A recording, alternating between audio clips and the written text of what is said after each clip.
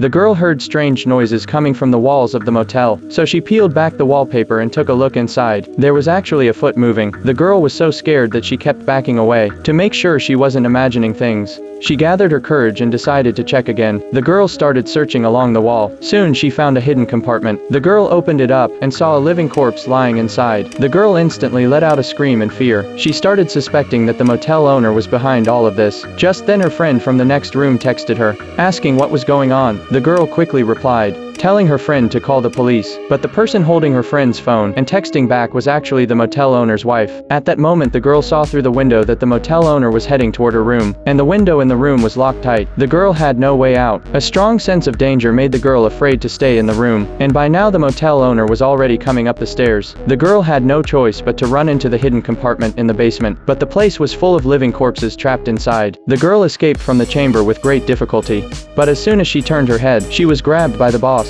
Then the woman was tied to a chair. At that moment the owner's wife proudly started telling the girl the story of the motel. Turns out the owner's wife used to be a nurse. After seeing some patients suffering unbearably, she kindly helped them find relief, until the hospital found out and fired her. Since then the couple had been running this motel. They turned every guest into a living corpse. Even their own daughter, because she wanted to leave this home, ended up becoming a living corpse too. And the reason they did all this was because they believed that being alive was too painful. It was better to become a senseless vegetable. Now all over the motel, there were living corpses they had created. The owner's wife regularly used special herbs to keep these living corpses alive. They even took the girl's measurements while she was sleeping, and had already built a perfect mold for her. After saying all of this, the twisted couple was ready to make their move on the girl, but just then, a man knocked on the door.